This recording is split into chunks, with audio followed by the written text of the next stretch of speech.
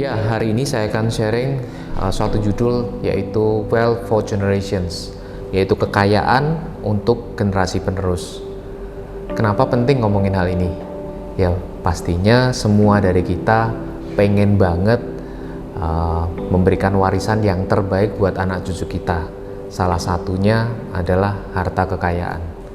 Nah, kalau kita ngomongin harta kekayaan, pastinya kuncinya adalah money management, di mana kita harus mengatur seluruh kekayaan kita lebih besar daripada seluruh pengeluaran kita, sehingga ada sisa. Nah, sisanya itu tadi yang akan bisa kita wariskan ke generasi selanjutnya.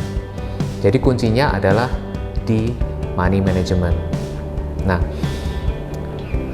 beberapa orang memiliki alokasi dalam budgeting tadi di money managementnya. Beberapa orang mengalokasikan mungkin 50-60% untuk kebutuhan hidup sehari-hari, kemudian mungkin ada 20-25% untuk cicilan, entah itu cicilan motor, kartu kredit, dan lain sebagainya. Nah, sisanya adalah tabungan, dan beberapa dari kita berpendapat bahwa tabungan ini yang akan membuat kita kaya. Nah, ini yang saat ini tidak relevan lagi. Seperti yang kita tahu, uang yang kita taruh dalam tabungan kita bukannya naik nilainya, tapi cenderung turun. Sebagai buktinya adalah apabila kita membeli suatu produk atau suatu makanan X rupiah di tahun ini, 2 atau 3 tahun ke depan harganya nggak akan X lagi, pasti lebih besar daripada X. Itu adalah bukti bahwa nilai uang yang kita diamkan dalam tabungan itu nilainya turun, bukannya naik. Jadi tabungan bukan merupakan jawaban alat yang kita bisa pakai untuk meningkatkan harta kekayaan kita. Pertanyaannya lalu apa? Yaitu investasi. Investasi ini ada beberapa faktor yang kita harus tahu, yaitu waktu. Kalau dalam tabungan kan kita bisa ambil sewaktu-waktu, tapi kalau investasi cenderung lebih panjang dan harus panjang, sehingga dia akan memberikan imbal hasil yang menarik. Dan juga kita juga harus memperhatikan yaitu faktor risikonya. Ada banyak yang bisa kita pakai untuk berinvestasi. Salah satunya adalah berinvestasi membuat perusahaan. Itu yang terbaik menurut saya sih. Jadi kita bisa ngatur return kita berapa, kita juga tahu persis risiko yang kita akan hadapi. Namun ada beberapa yang cenderung untuk ya bagaimana kalau dibelikan suatu produk investasi, saham, emas, atau properti. Itu sisi yang lain lagi. Nah, hari ini saya akan berbicara tentang bagaimana berinvestasi di properti. Jadi saya nggak akan ngomong tentang yang lain, semuanya memiliki kelebihan dan kekurangannya masing-masing. Namun hari ini saya akan menyoroti khususnya tentang property investment.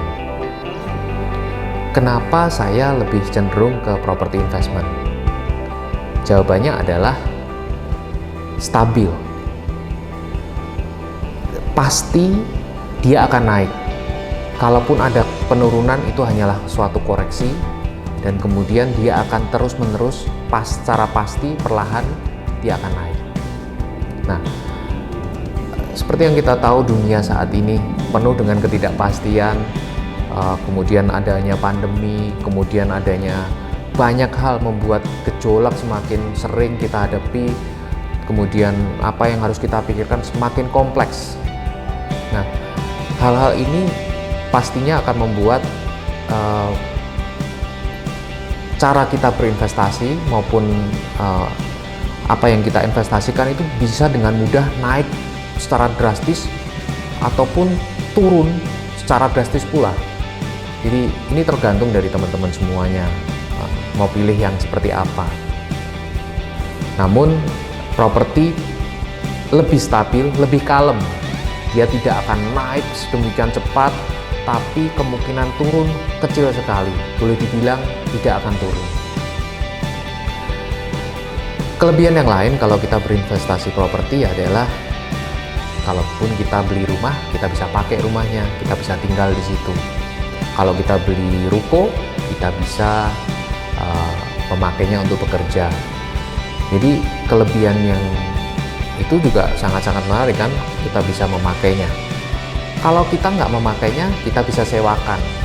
Jadi kita bisa sewakan, itu bisa jadi passive income. Dan yang paling menarik adalah capital gain. Kita diamkan saja, kita nggak usah pikirin lah, kita diamkan saja, harganya secara perlahan akan naik.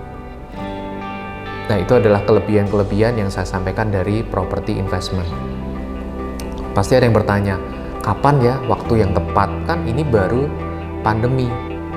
Justru pada saat pandemi ini, kita mestinya mulai melirik ke arah sana, karena harganya belum naik atau relatif masih stabil, belum naik. Begitu ekonomi atau suasana membaik, harga pasti langsung melonjak. Nah, ini kesempatan di mana kita melihat harga masih di bawah. Dan lembaga pembiayaan seperti bank biasanya memberikan banyak bonus berupa bunga maupun potongan-potongan atau diskon yang lain. Jadi ini merupakan suatu kesempatan yang baik. Di saat yang seperti ini, ada baiknya kita mulai berinvestasi di properti. Ya, ini adalah akhir dari episode 1. Di episode selanjutnya, saya akan sharing tentang properti yang seperti apa yang kita bisa berinvestasi berdasarkan market yang ada saat ini.